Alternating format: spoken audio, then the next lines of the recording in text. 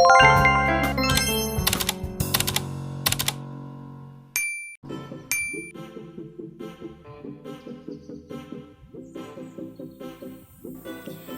adalah ahli-ahli kumpulan saya, iaitu saya sendiri, Nurul Hanis binti Nasrullah. Seterusnya, Syazani binti Mat Azam dan akhir sekali Siti Aisyah binti Nur Azli Shain. Definisi pendidikan menurut John Dewey. Pendidikan adalah sebuah proses perkembangan individu dan mengikut beliau, pendidikan merupakan usaha untuk mengatur ilmu pengetahuan, untuk menambahkan lagi pengetahuan semula jadi yang ada dan supaya dapat hidup dengan lebih berguna dan selamat. Apa itu pendidikan? Definisi pendidikan menurut Al-Ghazali ialah satu proses yang merangkumi aspek-aspek seperti intelek, latihan jasmani dan pembentukan akhlak yang mulia, berani serta hormat menghormati. Berikut ialah definisi pendidikan mengikut tokoh Carter V. Good. Mengikut kata beliau, pendidikan adalah proses perkembangan kecekapan seseorang dalam bentuk sikap dan perilaku yang berlaku dalam masyarakatnya. Proses sosial di mana seseorang dipengaruhi oleh sesuatu lingkungan yang terpimpin, khususnya di dalam sekolah, sehingga ia dapat mencapai kecekapan sosial dan mengembangkan kepribadiannya. Baiklah, saya akan menerangkan serba sedikit tentang konsep pendidikan. Secara umumnya, pendidikan merupakan segala aktiviti yang diberikan atau dipelajari. Pendidikan merupakan satu proses atau aktiviti yang bertujuan untuk memperkembangkan aspek fizikal, intelek, sosial dan emosi seseorang individu serta meningkatkan kemahiran, kebolehan, pengetahuan dan pengalaman seseorang individu bagi manfaat kepada diri sendiri serta masyarakat sekeliling. Pendidikan merupakan asas penting kepada setiap individu kerana pendidikan dapat meningkatkan ilmu pengetahuan dalam diri masing-masing.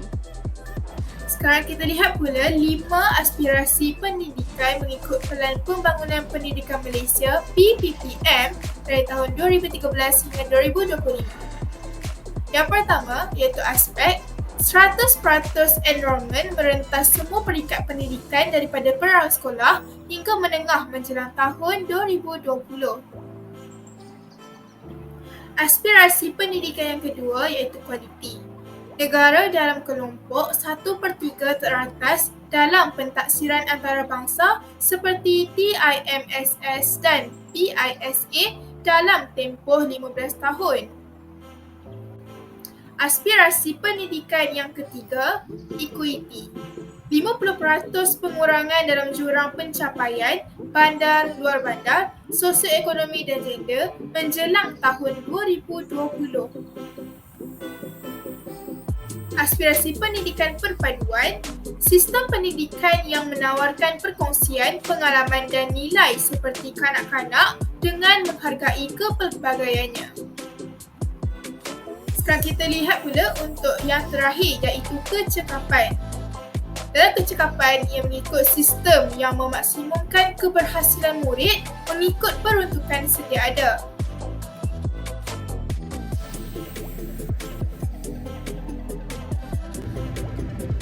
Hala 7 perkembangan pendidikan di Malaysia era semasa dan masa depan. Terbahagi kepada 5 iaitu akses pendidikan, equity pendidikan, kualiti pendidikan, perpaduan dan kecekapan sistem. Hala 7 perkembangan pendidikan di Malaysia era semasa dan masa depan. Terbahagi kepada 5 iaitu akses pendidikan, equity pendidikan, kualiti pendidikan, perpaduan dan kecekapan sistem.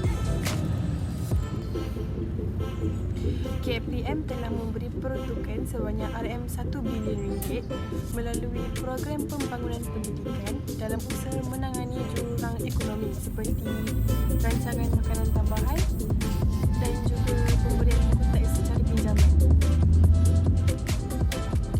Equity pendidikan pula adalah untuk mengurangkan jurang pendapatan, sosioekonomi dan gender dalam kalangan pelajar bandar dan luar bandar. Seperti yang kita lihat dalam institut pengajian tinggi, kebanyakan gender yang masuk adalah perempuan dan wanita. Guru sewajarnya mengetahui kaedah dan pendekatan pengajaran yang lebih kreatif dan inovatif.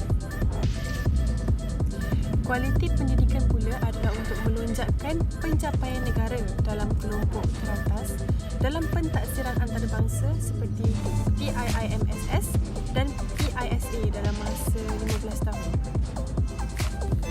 Dan ini bagi mewujudkan kualiti pendidikan bertaraf dunia dengan kewujudan sekolah berprestasi tinggi SPT. Pendidikan juga menjadi alat untuk membentuk perpaduan kaum dan usaha menerapkan adalah dengan penggunaan bahasa kebangsaan sebagai bahasa pengantar. Penyediaan pengajaran guru yang cekap menerusi latihan guru yang profesional dapat melahirkan pelajar yang berkualiti untuk negara. Implikasi falsafah pendidikan dari sudut kurikulum. Ianya adalah untuk meningkatkan pendedahan dan penggunaan bahasa Inggeris dan dapat memupuk budaya sains dan teknologi. Jadi saya sambung pula dengan implikasi yang kedua, iaitu implikasi mengikut institusi pendidikan. Kemudahan asas di sekolah mencukupi dan sesuai bagi aktiviti berpusatkan murid. Yang kedua, menerapkan nilai-nilai mulia melalui aktiviti kurikulum dan co-kurikulum. Baiklah, implikasi falsafah pendidikan yang seterusnya ialah kesepaduan dan keseimbangan dapat ditekankan dalam sukatan mata pelajaran dan mengutamakan unsur penggabung jalinan serta penyerapan dalam aktiviti pembelajaran. Implikasi yang lain pula adalah dapat meningkatkan kecemerlangan pendidik iaitu guru selari dengan perubahan sistem pendidikan yang semakin maju. Baiklah, saya kira itu sahaja pembentangan daripada kumpulan kami. Sekian, terima kasih.